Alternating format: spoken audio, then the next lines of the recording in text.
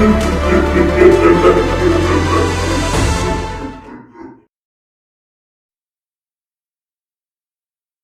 was 8 when my brother Josh died.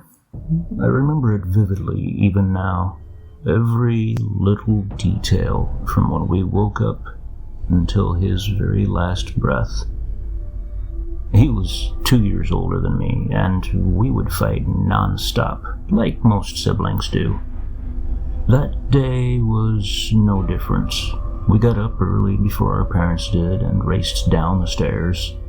He won, like he always did, and was able to snatch what little was left in the cereal box. I was so mad at him for that. After we had finished breakfast, we ran outside to play. It was a warm summer morning, and I can still imagine that wall of heat hitting me as I opened the front door. We played for hours without pause, and it remains one of the best memories I have of him. He died around noon. A long drop, a crunch, and a snap. It all happened so fast. I just stood there, frozen, watching as the pond of blood grew and listening intently as his final, wheezing breath left his broken body. Shock, my parents said. I was in shock. They couldn't get me to speak for weeks. They observed when the ambulance arrived, the paramedics and the firemen running around shouting hysterically. Then the sirens dying out in the distance. My mom and dad left sobbing inconsolably. I stood silent as the funeral came. I held my breath as they lowered the coffin into the awaiting depths, and only after I saw the headstone loom before me could I allow myself to speak again. We moved shortly after the funeral. My mom could no longer stand living in the house. My dad reluctantly agreed, but kept telling her that they would be losing money on the sale. My mom didn't care. No amount of money could have persuaded her to stay, to live on the property that stole her Josh from her. I knew then that nothing would ever be the same again. The new house was quite a bit smaller than the old one, but I liked it.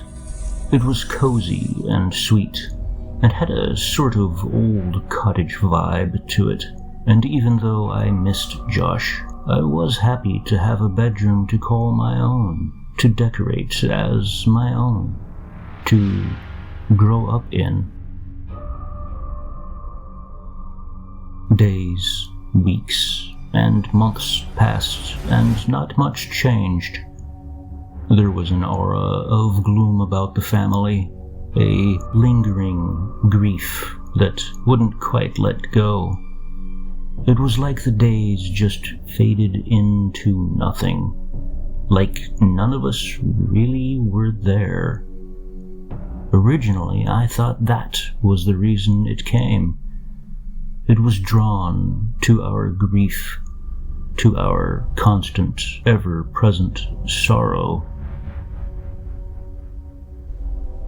The first time it came from the walls was 3 months after Josh's death. It was a day like all others, gray and uneventful, and I had drifted off to sleep later than usual, my body maybe somehow aware that there was something unnatural nearby. I awoke in the darkness by an unidentifiable sound, somehow coming from all the walls at once. It was sort of a soft clicking sound, rising in pitch, then lowering again. I had never heard anything quite like it, and I sat up in bed squinting, trying to make out where it could originate from. After a few minutes, my eyes were slowly adjusting to the darkness, and my gaze was drawn to a hole in the wall. It was a tiny knot hole, maybe an inch or two, but for some reason I was convinced it was the source of the sound. I sat there for minutes, trembling, just staring into the hole, not knowing why. Then I noticed it started widening, yet inexplicably remaining the same size. I crept under my sheets in fear when the head squeezed through. I just lay there, frozen, unable to move or make a sound. I could hear it moving around out there, like it was exploring, searching. I must have stayed under my sheets for hours before I finally just passed out. The next morning, I jolted awake with a scream and immediately ran to tell my parents about it. They dismissed it, of course. Just some vivid dream caused by an overactive imagination, they were sure. I tried to reason with them, but soon gave up. They just wouldn't listen. This kept happening for weeks. I would wake up to the soft clicking sound, stare at the hole, and hide under my sheets when I saw the head emerge. I could never get a look at it.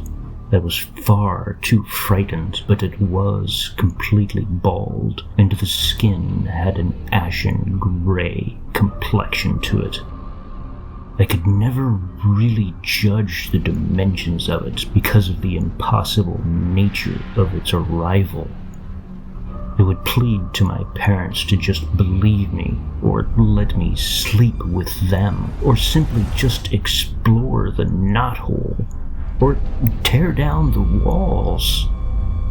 But they would dismiss me every time, usually just telling me I was being childish, that it was all just a nightmare and it would eventually stop. One night I decided I wasn't going to hide anymore. I was going to face the thing that came from the walls, figure out what it wanted. I was terrified but resolute. I woke up like all other nights, listening intently to that eerie clicking sound, staring at the knothole with absolute concentration, swallowing deeply as the hole started to widen, and choking back my fear when the appalling head squeezed through.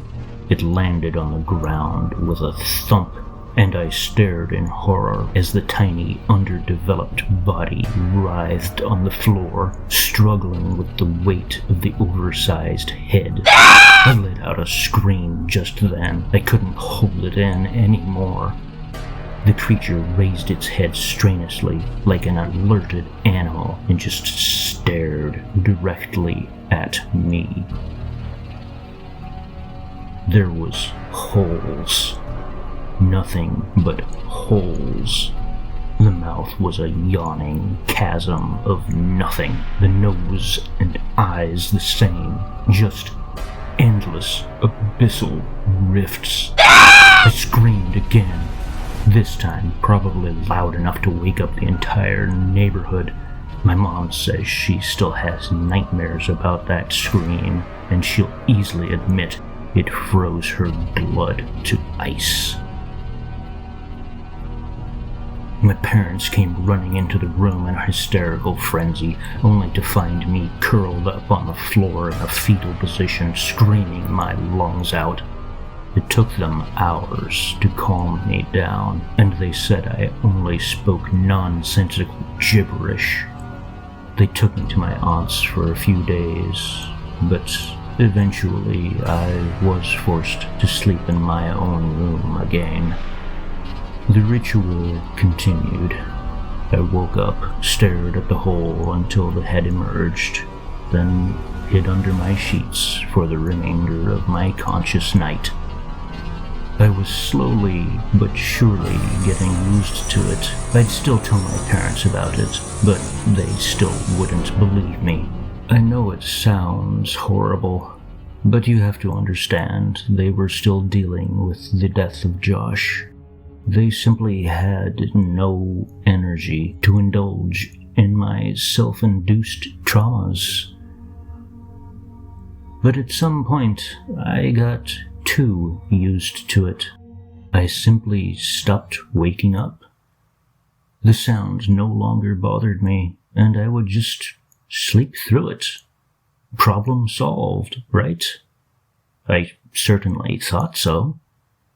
Until I woke up one night with the thing on top of me, staring me right in the face. Those endless, abyssal eyes swirling away, that gaping chasm of a mouth hovering inches above. I was too mortified to scream, my body somehow unable to move at all. As an adult, I could have simply written it off as some extreme form of sleep paralysis, if it wasn't for the next part. Foul-smelling black liquid started pouring from the creature's orifices, completely drowning my face in it. My mouth was filling with the awfulness of it, and at some point I swallowed some, just to catch my breath. The taste was that of death, of decay and rot. I was panicking, desperately trying to move, scream, do anything at all. But I couldn't. I was trapped, and sooner or later I just passed out. I woke up in a pond of that black liquid. I showed my parents the foul stuff and explained what had happened. My dad said they had seen some signs of leakage around the house, so it must have been that. Just some stale, putrid water seeping through the roof. I resigned then from ever asking them anything again. They simply couldn't be trusted. We moved a couple of years later. I would see the creature every night, but made sure to set an alarm so that I never had to wake up to that horrible creature's face ever again. But now I was free, I thought happily. We were getting along better as a family, and we were finally moving away from that cursed place. And for months, I felt wonderful. I had a semblance of life again. Of freedom, of joy. But then, one night, I woke up to the soft sound of clicking. I sat up and scanned the walls, and there it was, a tiny knothole, and a head squeezing through it. Moving didn't help at all. The creature followed me wherever I went. I'd be free for a couple of months tops. Then I would wake up to that sound and that head. Every once in a while I would sleep through it and wake up with that ashen gray face inches away from my own. The liquid would pour and I would swallow. Then I'd wake up in a pond with no one there to believe me. I grew up depressed, stressed, unhinged, half mad. Somehow I made it through school, college, even got a job. But I would never feel good. I could never feel joy. I could never connect with another human being ever again. The creature wouldn't let me. It slowly drained my life from me. When I was 25, my doctor told me my physiological age was that of a 50-year-old. Start exercising, he said. One day, 3 years ago, I went back to the place it all started. I had known for years already maybe even always, what caused it, what brought it to me, what it was. But I could never take it in, never admit to it, never confess. And that was always the reason for my punishment. I stood by the gaping chasm of the abandoned, dried-up well where Josh had fallen in, staring into the depths. I remember every moment of that day, every detail vividly. I remember playing hide-and-seek. I remember hiding behind the garage. I remember seeing Josh looking for me around the well. He stood so close, so dangerously close. Then I remember how mad I was at him for eating the last of the cereal. And I remember creeping up behind him and pushing him with all my might. Then an endlessly long drop, a loud crunch, and a blood-curdling snap. "I'm sorry, Josh," I said then. I didn't mean to do it. I thought it was just water." But his vengeance is endless, endless like that drop, endless like the black of the creature's eyes, endless like my suffering. I will go to sleep tonight, every night, forever. I will go to sleep, and it will come from the walls.